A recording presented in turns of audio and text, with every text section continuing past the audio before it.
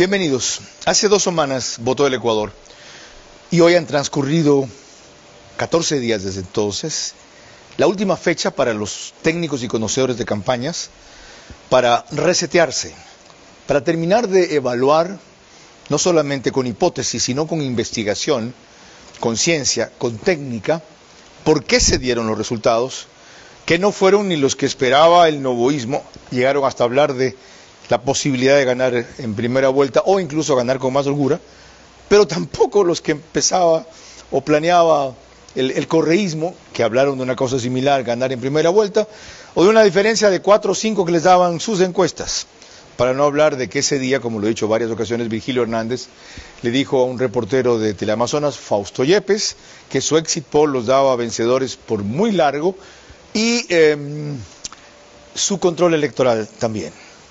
Bueno, ha pasado aquello, se han visto primeras manifestaciones más del presidente Noboa que de Luisa González, ha migrado todo el socialismo del siglo XXI del Ecuador a México para recibir directrices del patrón y ha empezado a reordenar su gabinete y sus recorridos Daniel Noboa en el afán de corregir lo que hizo mal. ¿Cómo ve esta serie de resultados y de movimientos Ramiro García Falconi, quien más allá de penalista es uno de los más agudos críticos y observadores del panorama político? Es lo que trataremos en los próximos 60 minutos.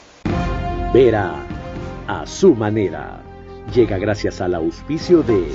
A lo largo de 12 programas, desde el 9 de febrero, por lo menos 8 hemos destinado al tema que hoy concluimos.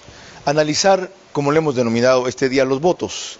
¿Cuáles fueron las razones para la forma en que se expresaron el 9 de febrero?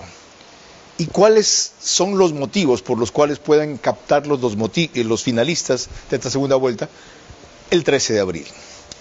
En ese tránsito han visto ustedes desfilar por aquí principalmente a consultores políticos, a observadores de la política nacional, a analistas críticos y en más de un caso hasta economistas y expertos en leyes. Hoy es alguien que reúne casi todas esas condiciones, pero que desde hace años, lo sigo por lo menos una década, no ha dejado su vocación por la lucha democrática y el análisis político, consciente de que eso incide en lo que es su mundo, el ámbito penal. La próxima hora conversaremos con el doctor Ramiro García Falconi.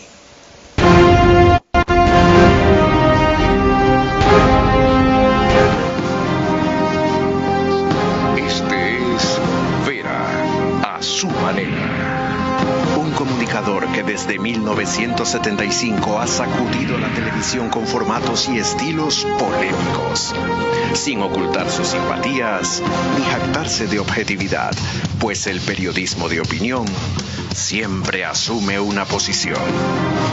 Bienvenidos a coincidir o discrepar con Vera a su manera. Opinión con propósito. Democracia.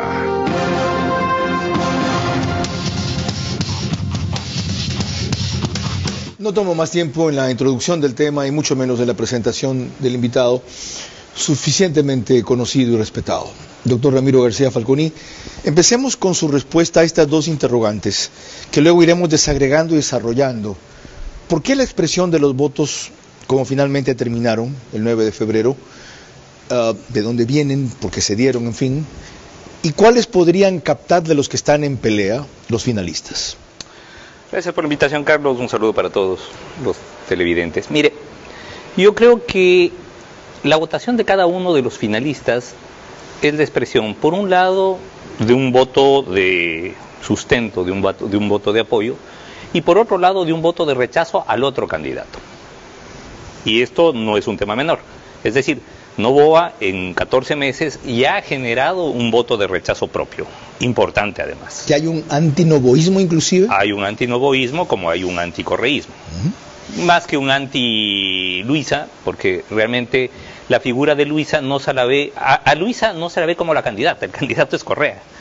Y además Correa se encarga en todo momento de recordarnos quién es el que manda. O sea, porque mientras ella está haciendo territorio y va a medios de comunicación, digamos, de menores, de menor incidencia, quien realmente entra al corte en las decisiones nacionales del correísmo es Rafael Correa. Pero si es así, en el caso de Luisa, ahí habría un asunto preocupante o interesante. Álvaro Marchante, cuando midió la aceptación de Noboa, estoy hablando de hace un mes, 3 semanas, encontró que tenía 54% la aceptación de gestión, pero la imagen positiva de Correa, porque no se puede medir su aceptación de gestión, nada menos que 52%.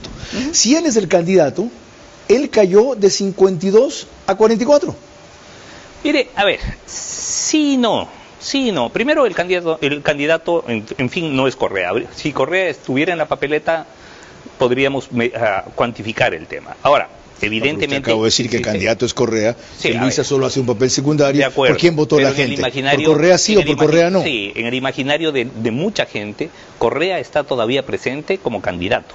Y es más, insisto, la poca presencia pública trascendente, digamos, de la señora González, y sumado a eso la actitud de Correa, que sigue con esa actitud así muy de chulito, muy de matón desde fuera, y que es además el que maneja el discurso, pues hace que el debate no sea con Luisa González, sino con Rafael Correa. Ya que empezamos analizando... Por ejemplo, mire lo que pasó con la discusión que se dio en la Asamblea a propósito de permitir o no permitir la intervención de fuerzas militares extranjeras. Más adelante, en el bloque 3. A la final fue Correa el que dijo, ratito, la posición es esta. Y vio lo que le dijo a Paola Cabezas, que dijo...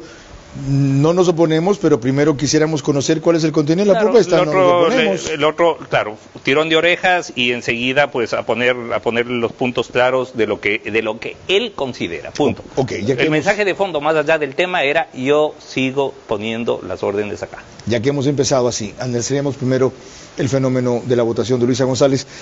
Previamente les quiero recordar que nos pueden seguir por Facebook y YouTube de Ver a Su Manera. Estamos en canal 15 de Vito TVO, esto es en Extreme TV Cable, o 709 si prefieren alta definición. En DirecTV el canal es 194, corresponde a Manavisión, señal abierta. Solo en Manaví, allá es canal 9. El domingo no nos acompaña RTU. A pesar de eso, son más o menos 35.000 los hogares que nos siguen en el Ecuador. Los domingos, en cambio, hay más por radio, otros 7.000 en 101.7, 101.3.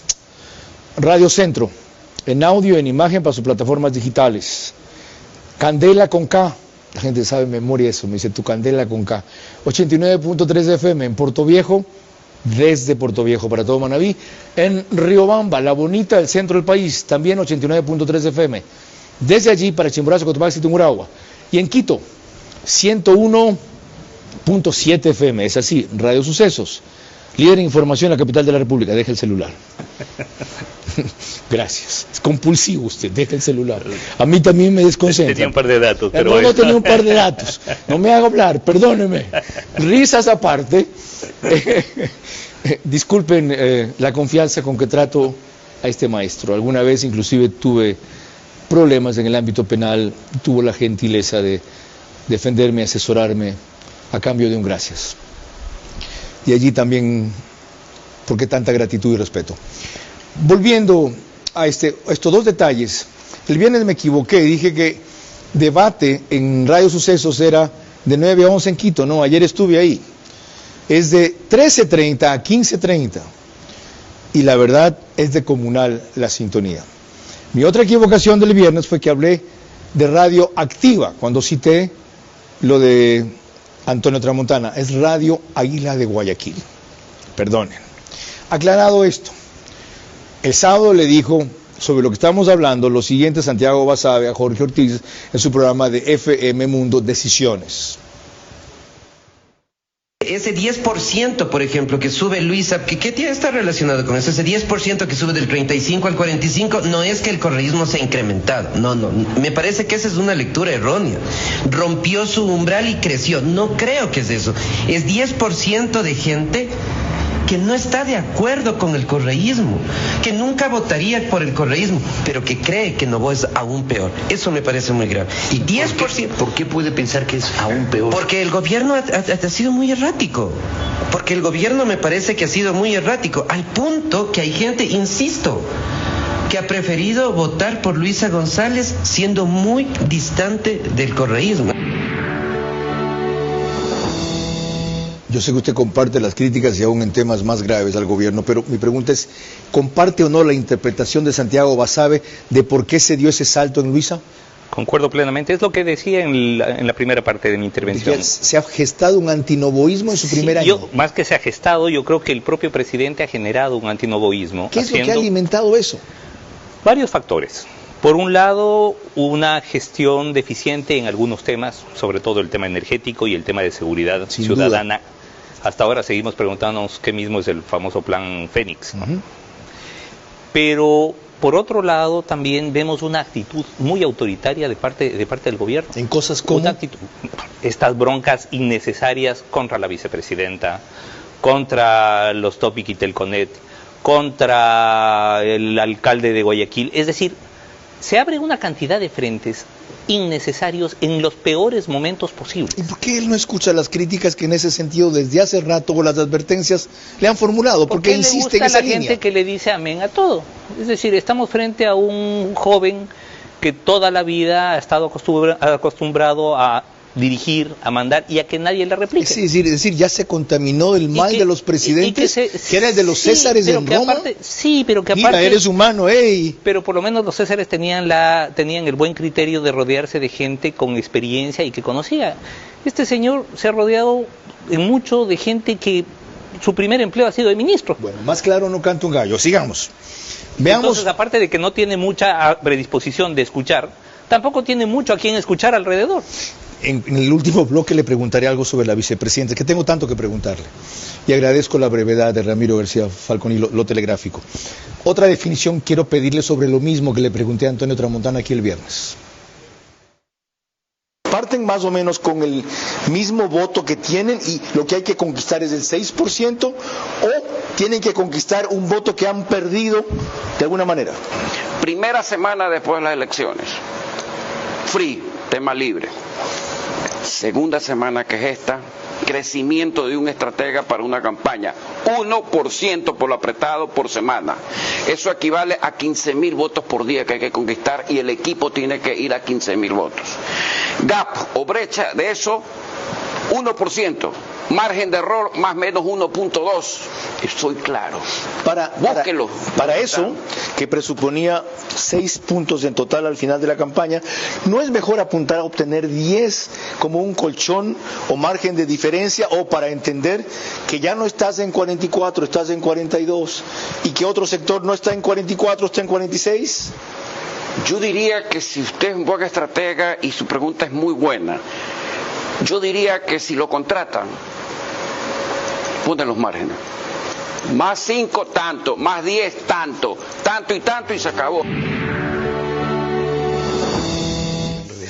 Traducido a cristiano, eso significa que quien quiera ganar debe apostar a tener más del 5 o 6%, que teóricamente es lo que le falta de 44 para llegar a 50. Pero eso presupone que esos números no se han movido en 2 semanas. ¿Es así o no? Bueno, a ver, yo creo que en estas 2 semanas se han cometido algunos errores y algunos aciertos. El primer error, creo yo, fue el exit poll. El primer error de segunda vuelta fue el exit poll de primera vuelta. ¿Por qué? Porque generó una expectativa irreal que a la final dejó, siendo una victoria en primera vuelta, dejó un poquito el sabor de derrota. Absolutamente. Luego, afianzado por la no presencia del presidente el día de la primera vuelta, cuando debía estar celebrando que a los años, porque ya pasó en 2007, que a los 17 años, 18 años, pierde el correísmo una primera vuelta. ¿Y ve usted la justificación que le dio a Pocho Harvey, a Marisol Pons, que los datos no eran consistentes en ese rato, que habían múltiples irregularidades y que habían cosas que no cuadraban? Bueno, cuadre o no cuadre, ganó. Y eso era lo único que tenía que decir, ganamos. Y lo otro, ganamos la primera vuelta y ahora vamos a ganar la segunda vuelta. Si no hablaba él, tenía que hablar el ministro de Gobierno. ¿Para qué hay ministro de Gobierno? Bueno, ¿coincide? Vuelvo e insisto, hay un círculo en general, sin individualizar, pero hay un círculo en general de gente muy poco experimentada, con muy poco conocimiento del tema específico para que se les ha encargado. Entonces tenemos gente que puede tener experiencia, mucha experiencia en otros sectores. Es como que, vea, mañana a mí me pone usted de ministro de Energía. ¿Cuándo he trabajado yo? Yo puedo tener un montón de experiencia en un montón de otras, en un montón de cosas. Y de criterio inclusive, pero no es un especialista. De ministro de Energía, yo no soy especialista, no sé siga cómo. con el inventario de errores. Primero, el error del exit poll. Segundo, el no tener ninguna presencia esa noche. Ya habló del autoritarismo de Noboa. Y luego, ¿qué más? El tema de la trivialización de la política, que me parece muy complicado, ¿no? Es decir, yo creo que lo que sí tiene un techo es el bailecito de TikTok, el cartoncito, el saludito, el baile. No, eso es que no hay que hacerlo, pero no hay que confiarse solo en eso. Pero es que, por favor, o sea, como país estamos esperando respuestas a problemas reales. Pero entonces funciona la trivialización de la política. ¿Vio cómo ganó Trump? Después de haberse quedado condenado por 130 y pico de delitos. Trump puede haber trivializado la forma de hacer política, pero había un mensaje de fondo, con el que podemos estar o no de acuerdo. A mí me parece, por ejemplo, un mensaje perverso su forma de explicar el tema de la migración. Correcto. Pero claro, él identificó que migración era uno de los temas de preocupación del electorado y tiene un enfoque. Correcto. Equivocado. ¿Aquí usted siente que no hay un mensaje? ¿Usted ha escuchado hablar algo sobre educación pública? ¿Ha escuchado hablar algo sobre salud pública? Son los temas de esos que le interesan a la gente. Pero por Dios. ¿No dijo usted mismo que es seguridad uno, otro, todo el mundo dice que es salud y el otro trabajo? Claro, primero, seguridad ciudadana. Pero la seguridad ciudadana va ligado a la educación pública. O sea, no hay manera de que usted hable de seguridad. Inclusive el tema de salud. El grueso de los reclutados por los grupos de criminalidad organizada están en el rango de entre los 15 y los 25 años. ¿Dónde tienen que estar de colegios? ¿Dónde tienen que estar ellos? Tienen que estar en escuelas, colegios y universidades. Entonces, si usted va a hablar de seguridad, tiene que hablar de educación pública de manera inescindible. Bueno, usted lo tiene claro. Espérese un ratito. No me ha contestado la pregunta que le hice. ¿Parten los dos de 44 o hay alguno encima y otro abajo? Yo diría que los dos parten de cero. Cuando la diferencia es tan mínima, los dos parten de cero. Okay. Porque además ni los correístas ni los novoístas tienen los votos depositados en el banco. Una consulta más. El viernes en el debate de Radio Centro Digital... Perdón, yo decía interrumpa que, cuando quiera. Perdón que interrumpa, pero yo decía que ganará la segunda vuelta el que menos errores cometa. Repita eso. Ganará la segunda vuelta el que menos errores cometa. ¿Saben quién coincide con esa visión sin que el doctor Ramiro García Falconi sea un estratega electoral? Daniel Iboscus, hoy en una entrevista en Universo. Léanla. ¿Ya? Iboscus sabe de campaña, es un profesional. Por lo que veo, el otro estratega va a ser Roberto Izurieta. Me alegro. ¿Ya? No es el ideal, porque creo yo que tiene una serie de afectos y compromisos con el presidente que le pueden impedir hablar con la dureza y claridad que debe. Pero es el apropiado porque tiene la cercanía y la confianza que se requiere para ser oído. Esto es muy complicado. Pero cuando se tiene 37 años, muy complicado. Ahora, Pocho Harp sostuvo junto con Esteban Noboa y quien habla sobre este tema otros puntos de vista anteayer. Para pescar el 12% restante, ya no se necesita abundar mucho en discurso antinovoísta o anticorreísta, ya no se necesita abundar mucho en lo positivo que ha hecho el uno o lo positivo que hizo el otro, no, ya hay que ir a buscar qué es lo que vieron ese 12% en los otros candidatos para tratar de incorporarlo a la campaña. Dentro de este termómetro electoral cada uno tiene que cometer la menor cantidad de errores posibles para poder ganar momentum, y dentro de ese momentum pues recién en un mes, es decir, el 23 de marzo comienza la campaña y allí ya pues tomar vuelo, ¿no? en lo que se pueda. El análisis de Pocho parte de que los dos tienen 44-44, no, eso cambió, ¿ya? Eso es falso creer que parten de la misma votación estática. Luisa tuvo un tanto que se le vino a última hora. ¿Por qué? Hay que averiguar por qué, y que puede ser un voto blando, quizá un 4-5 con el que decían que Noboa ganaba. Y Noboa perdió un tanto, hay que ver por qué.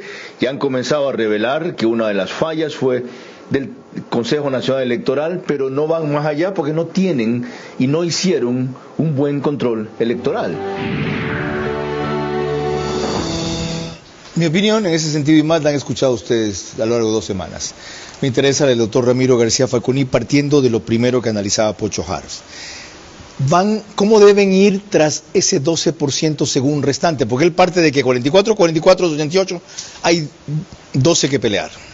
Si yo fuera Luisa González, me desligaría de Correa en lo nacional y me desligaría de Maduro en la política internacional. Dos cosas que creo que difícilmente las va a hacer, porque definitivamente quien controla la campaña de Luisa y quien controla el movimiento de Luisa es Rafael Correa. Pregunto, y difícilmente se las va a creer si las hace. Entonces, ¿tiene sentido eso? ¿No le hace perder algo de su voto duro? No, claro, afectará, todo lo que hagan afectará a claro, hay una parte que hay un buen segmento de votación de Luisa González que responde a Rafael Correa y que votaría por Luisa González o Pepito Pérez o quien le pongan. Aunque ella digo, no haré esto, porque en el fondo saben que sí lo hará. Claro. Además, ¿y si usted fuera Daniel Noboa, qué haría? Si yo fuera Daniel Noboa, insisto, empezaría a darle estructura a mi discurso, empezaría a dar respuestas que vayan más allá de vamos a militarizar todo y como ya nuestros militares no alcanzan, vamos a traer militares de afuera. Ahora estamos hablando aquí de mensaje. Hablemos de direccionamiento. ¿En dónde podría Luisa captar los votos que le faltan con ese mensaje? A ver, primero, empecemos por Noboa. Noboa a ratos está perdiendo oportunidades de oro. Cuando hay crisis de gabinete dije, por fin, se iluminó, va a poner gente con credibilidad, que eso es lo lógico. Él está en el gobierno. Tanto se ha equivocado que el nuevo ministro del Interior se va en 6 días, por Dios. Él está en el gobierno, tiene una ventaja cualitativa enorme. ¿Qué es hacer gestión de calidad? Claro, porque con Luisa todavía nos preguntamos quiénes serán sus ministros. Con el otro tiene la posibilidad de demostrarnos y decir, vean, ¿saben qué? Voy a gobernar con este grupo de primera línea.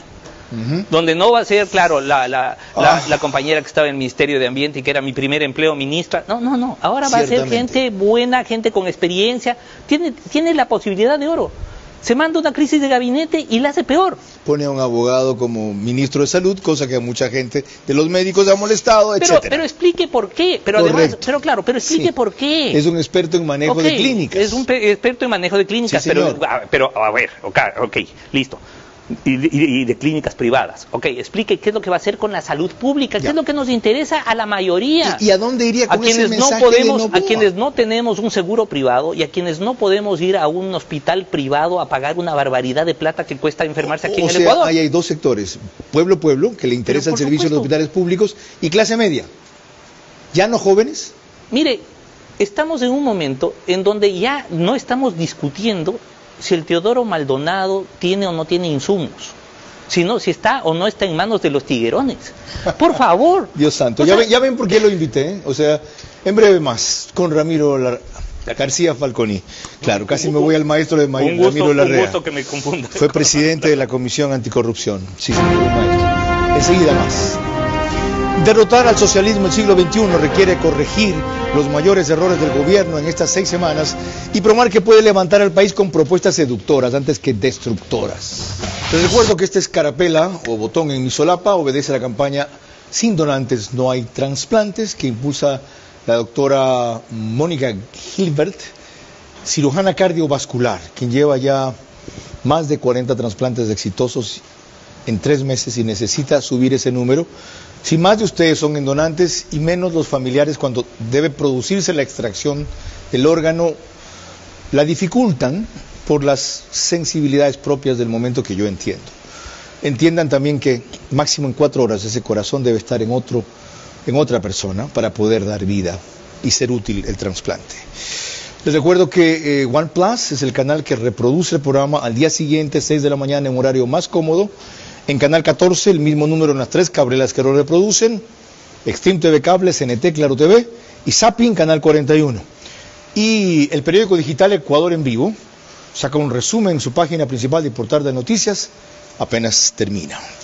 Vamos ahora al lugar hacia donde parece ir o debe ir o va a ir el voto del sector indígena por el 5 o 6% que tuvo Leonidas Issa. Francisco Garcés de Coavisa reseñó así una reunión reciente en Pachacutic el miércoles pasado. Pachacutic reunió este miércoles su consejo político en Quito y entre otros temas comenzará a debatir a quién respaldará en la segunda vuelta electoral. No asistieron los líderes indígenas de las provincias en las que ganó en la primera vuelta Daniel Noboa, especialmente de la Amazonía. La discusión hoy se centra en la línea que el martes marcó la CONAIE liderada por Leonidas Issa.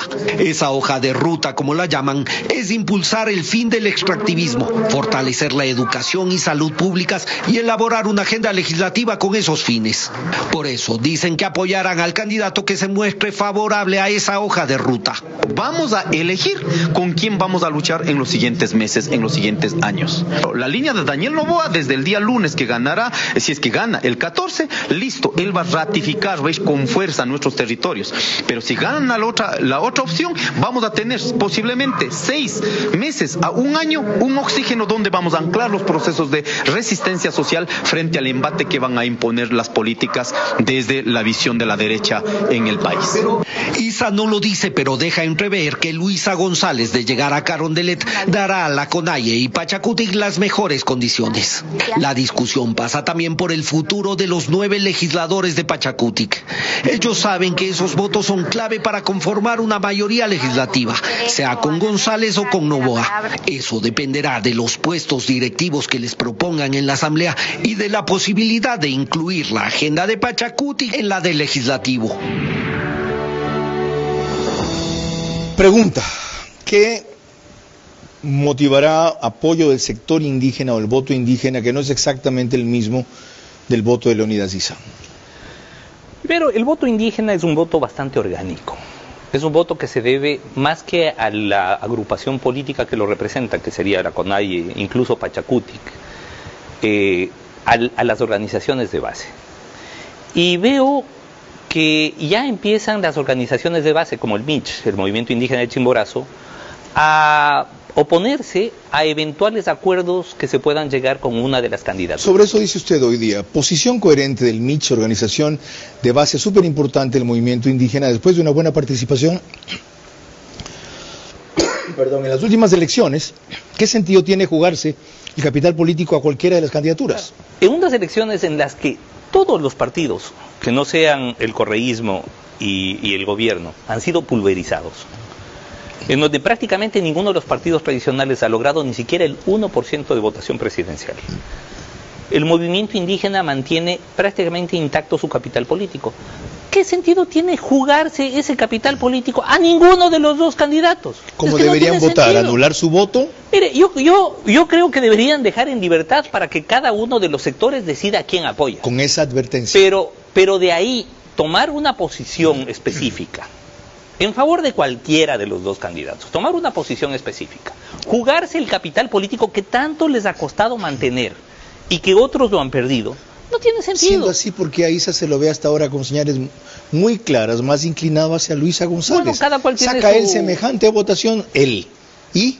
Mire, cada cual tiene su visión, sus intereses, su corazoncito, a la final, su onda ideológica, lo que sea. Pero ya desde la realpolitik, desde la praxis, yo no le veo sentido que el movimiento indígena, como movimiento indígena, se juegue en favor de ninguno de los candidatos. ¿Por qué? Porque tienen una agenda que va más allá. O sea, ellos sí deben pensarse a sí mismos como opción de gobierno. A futuro. A futuro. Por eso, entonces, si son la tercera fuerza, ¿para qué me voy a jugar ahorita en una segunda vuelta? Innecesariamente, porque ¿qué necesidad tienen?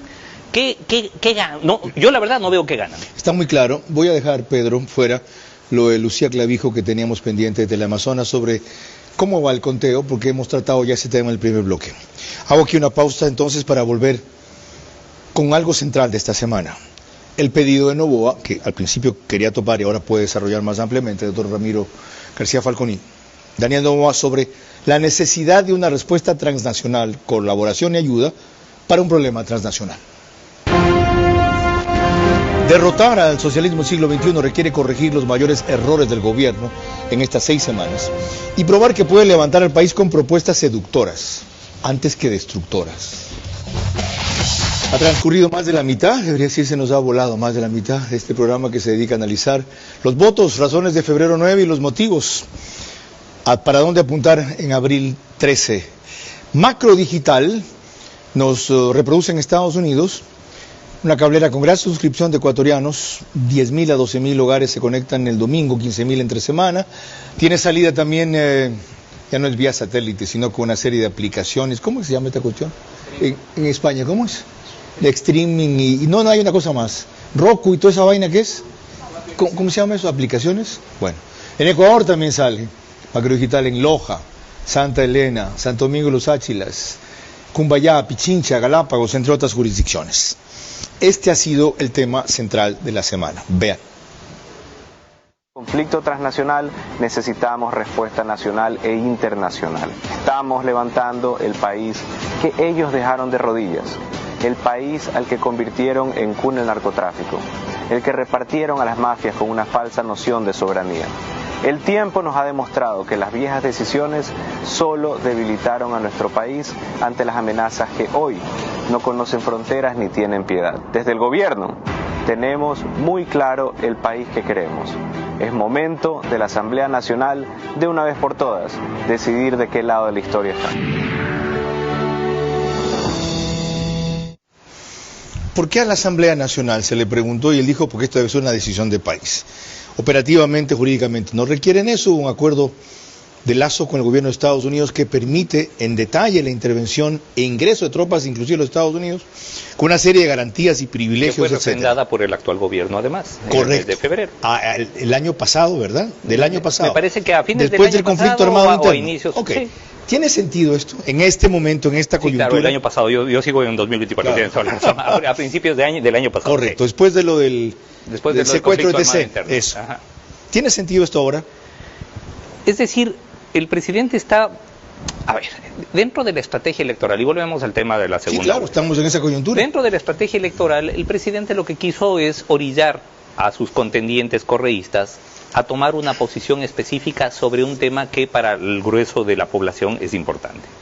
Seguridad ciudadana e intervención, porque además tenemos todavía la idea de que solamente con intervención internacional vamos a poder solucionar el tema de la seguridad ciudadana. No. Que, aliviarlo, sí. O aliviarlo, ¿no? Pero bueno, ese es un tema que podríamos tratarlo en dos programas. Y algún rato lo vamos a tratar, y si quieren, 2 programas, de acuerdo. Recuérdamelo. Encantado de la vida. Pero, a ver, entonces, lo que quiso es ponerles en posición de tomar partido. Ubicarse en un lado de la vereda. ¿Y lo consiguió? ¿Por qué? Porque sabía que Rafael Correa, pues, ya había dicho que él no aceptaba injerencia, porque además es la posición de Sheinbaum y lo volvió a decir. Y lo volvió a decir. Dijo que lo que se requiere, dijo gobierno, lo que le hace falta a este país, dijo Correa, lo que le hace falta a este país es gobierno. El problema es que el problema es que lo operativizaron tan mal en la Asamblea que no llegaron a una decisión. Sí. Y es más, terminaron yéndose los propios de ADN. Reseñemos eso. Miren, aquí está lo que menciona él. Que el presidente Noboa envió un pedido de reforma legal a la Asamblea Nacional.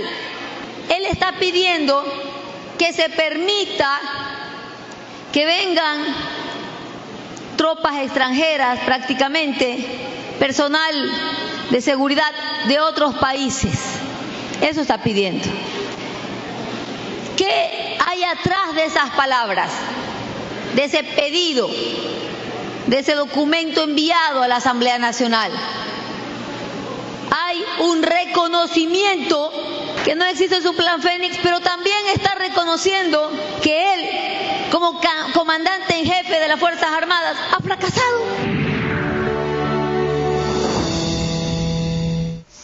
Hábil argumento, ¿no? ¿Es eso en verdad? Mire, claro, a ver, obviamente Luisa González va a tratar de justificar la posición de su bloque, que además posición que no la ha puesto ella. De hecho, cuando Paola Cabezas dejó la puerta abierta a una eventual decisión, tratando de capear un poco el tema y, claro, en segunda vuelta de no mojarse, pues resulta que llega Correa, le pega un tirón de orejas y dice, ve carajo, el que ordena soy yo. Una posición muy racional de paso de Paola Cabezas. Primero manden la propuesta, claro, veamos cuál es la idea debatamos. Para ver. Y Correa lo que dijo es, no necesitamos debate, el que manda soy yo y la posición es esta. No, punto. Y se acabó. Ahora, el problema con todo esto es que lo operativizan tan mal dentro de la Asamblea que ni siquiera llegan a la decisión. Ya, de eso es lo que hablaba Ramiro García Falconi. Aquí está. Vean esa reseña de la Asamblea para entender lo que acaba de decir. No hubo quórum, entonces tampoco un pronunciamiento del Pleno de la Asamblea Nacional sobre la propuesta del oficialismo de respaldar las acciones de cooperación internacional para enfrentar a la delincuencia organizada transnacional. Con esto, dice el presidente de la República, el legislativo ha evitado asumir una postura sobre un tema sensible. Algunos no terminan de entender o no quieren entender que estamos viviendo una guerra, que nuestro país está bajo ataque y que solo uniéndonos podremos enfrentar y disuadir las mafias y el crimen organizado. Como no entienden esto, lo que hacen es esconderse. Hay que estar vigilantes ante esas personas que dicen que quieren lo mejor para el pueblo, pero no le quieren dar la seguridad que el pueblo necesita. La canciller Gabriela Sommerfeld también reaccionó. Es una necesidad del Ecuador y ojalá la Asamblea sea consecuente con la necesidad y la urgencia del momento para que la trate y la resuelva en un futuro cercano. El pasado miércoles el gobierno informó su intención de que de manera temporal se incorporen fuerzas especiales de países aliados para apoyar y potenciar las acciones de las Fuerzas Armadas y la Policía Nacional, aprovechando además para exhortar a la Asamblea a pronunciarse sobre la reforma parcial a la Constitución, que también ha planteado el régimen, que busca eliminar la prohibición de establecer bases militares extranjeras en el país. Hace un año exactamente, en febrero de 2024, el presidente Daniel Noboa ratificó los acuerdos firmados por su antecesor con Estados Unidos para la cooperación en operaciones militares en el territorio. Ocurrió en la visita de Laura Richardson, jefa del Comando Sur de ese país. Ya, ahí está, gracias. Y cuando dice el doctor Ramiro García Falconi, lo operativizan tan mal, se refiere a algo que recoge hoy día en su artículo de Expreso Martín Pallares. Él habla de que 14 asambleístas, donde estaba la crema y nata de ADN, se fueron de la asamblea y no dieron quórum. ¿Qué revela eso? Ineptitud. O sea, de los operadores políticos que estuvieron detrás de esta operación. No tengo idea, la verdad, porque ahí además ni siquiera se sabe quién mismo es el que maneja la cosa. ¿No es boicot interno de algunas gentes que antes estuvieron con el correísmo? Por ejemplo, un gran operador político es Fausto Jarrín. Fue abogado de Correa. Ha sido correísta militante, dejó la asamblea por eso.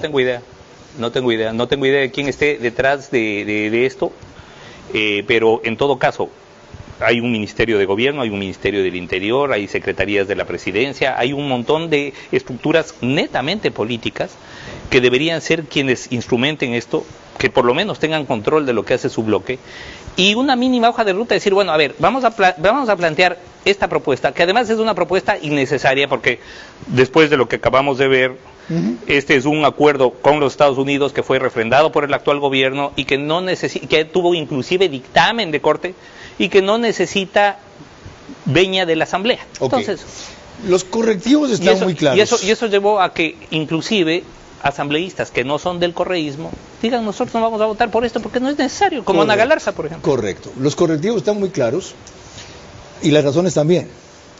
Veremos si tienen la misma claridad y celeridad para aplicarlas. Cuando volvamos, un par de hechos que han marcado la semana. El Nacional, una decisión de la Corte Constitucional que obliga a los trabajadores de CENEL a devolver una serie de ingresos fuera de la ley, producto de los contratos colectivos, y lo que acaba de suceder hoy en Alemania. La extrema derecha queda en segundo lugar y otro movimiento de derecha en primero.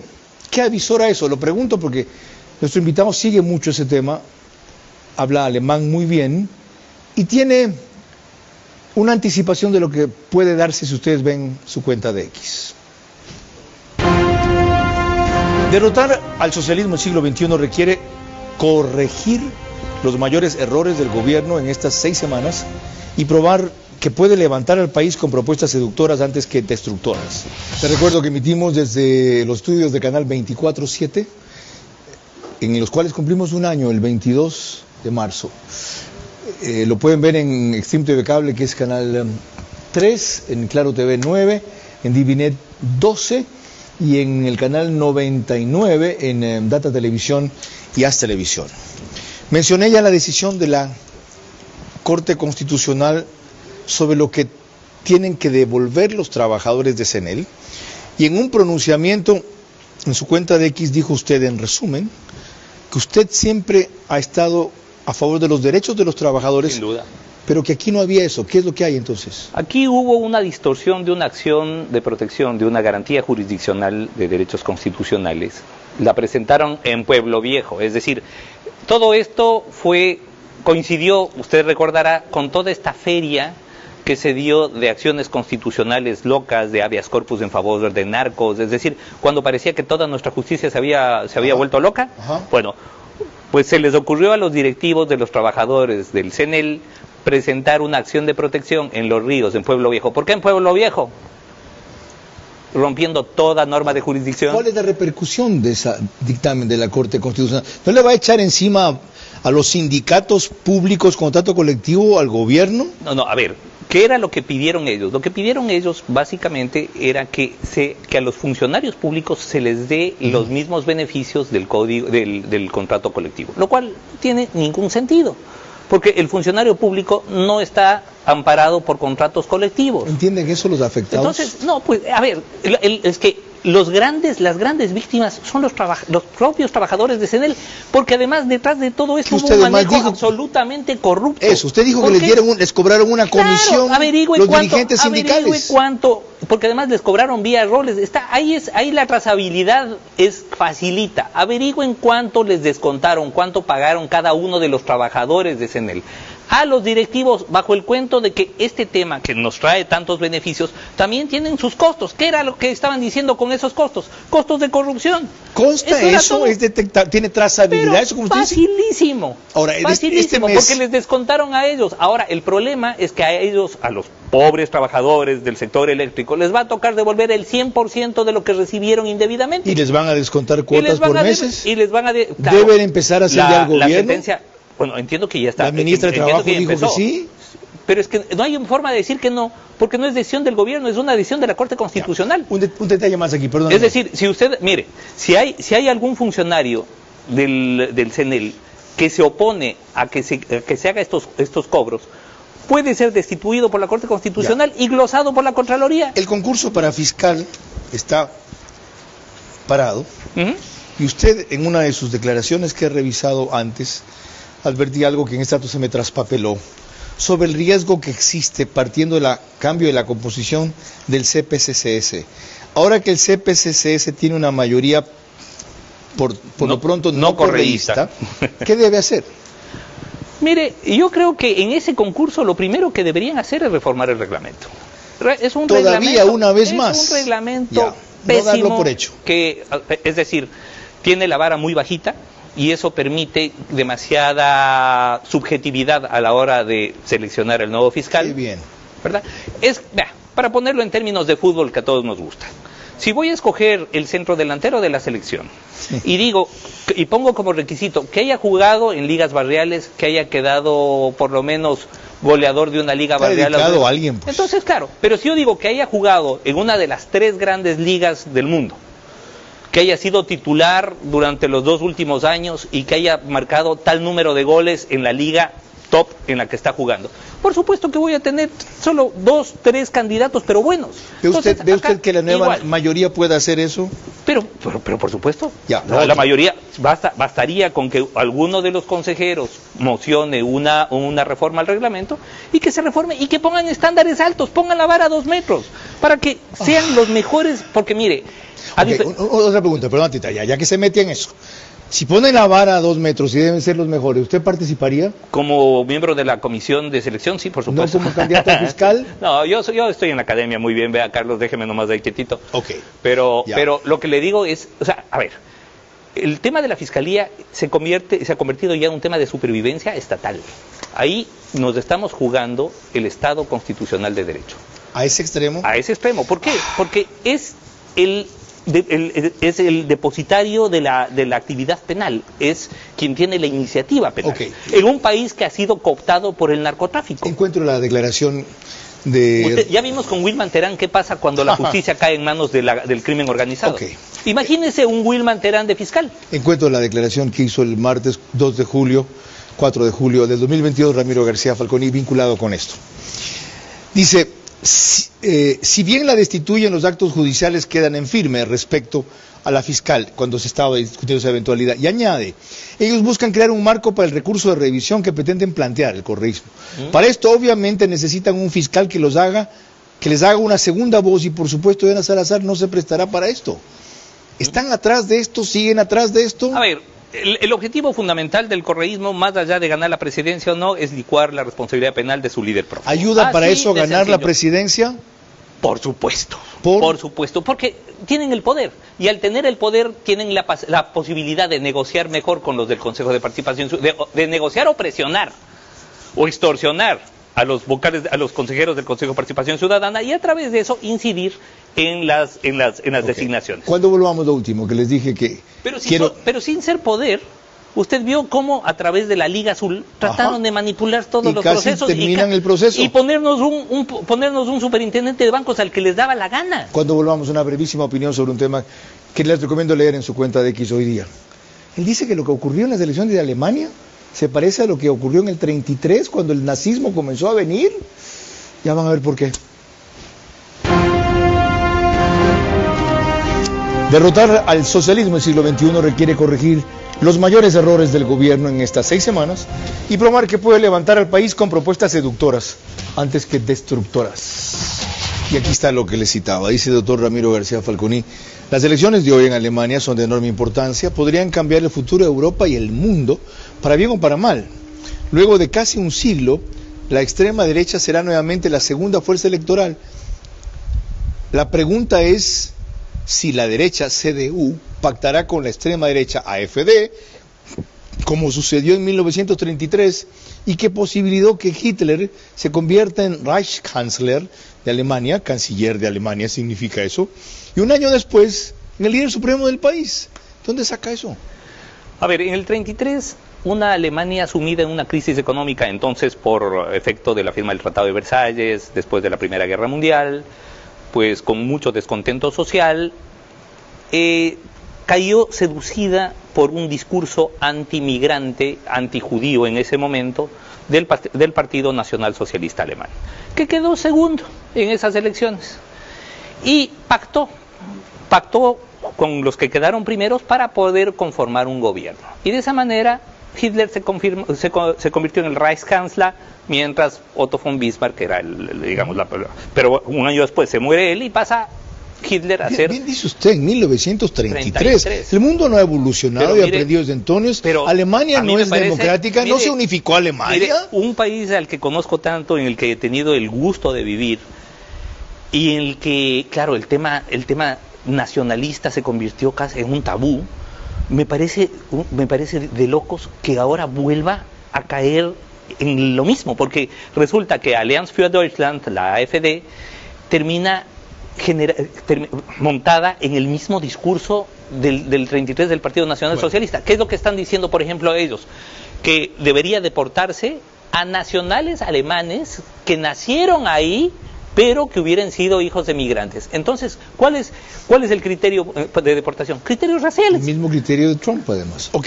Exactamente. El mismo de Trump. Es decir, que los nacidos de migrantes ilegales de los Estados Unidos no deberían ser son considerados. Exactamente. Entonces, si no es la territorialidad, si no es el nacimiento, el criterio que se utiliza, se está utilizando el criterio racial. Ahí tienen ustedes una advertencia oportuna. Ojo, y claro, ahora gana la CDU, que uno dice, bueno, pero la CDU han sido bastante sensatos, Merkel fue pero el problema es que ya no está Merkel dirigiendo la CDU, ahora está otro líder que quiere formar gobierno rápido y que al parecer no está dispuesto a no hacerle ascos a la AfD a la hora de conformar gobierno. Doctor. Esta semana veremos, nos enteraremos de si sí o si no. Advertencia oportuna, decía, y fundamentada. Si es acertada, queda a su juicio. Será inclusive motivo de un análisis a muy corto plazo. Es absolutamente preocupante. Como lo son las otras que ha hecho sobre el panorama nacional el doctor Ramiro García Falconi. Con lo cual cerramos este ciclo de análisis en la semana. Para quienes sepan entender las señales y tengan la humildad y sabiduría de corregir a tiempo, todo está dicho. Y ese cambio empieza mañana. No hay más tiempo. Buenas noches.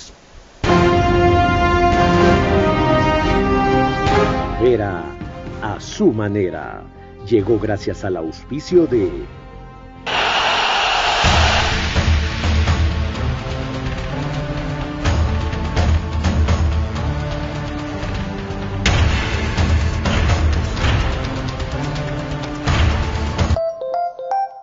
Con Punto BB, tu banco siempre está cerca. Juntos, nada nos detiene. Banco Bolivariano, contigo. Ambienza, el gestor inmobiliario más grande de Ecuador, lidera el desarrollo del nuevo polo de Guayaquil, ofreciendo hogares y servicios con un enfoque sostenible que equilibra el urbanismo y la conservación ambiental, beneficiando a las generaciones presentes y futuras.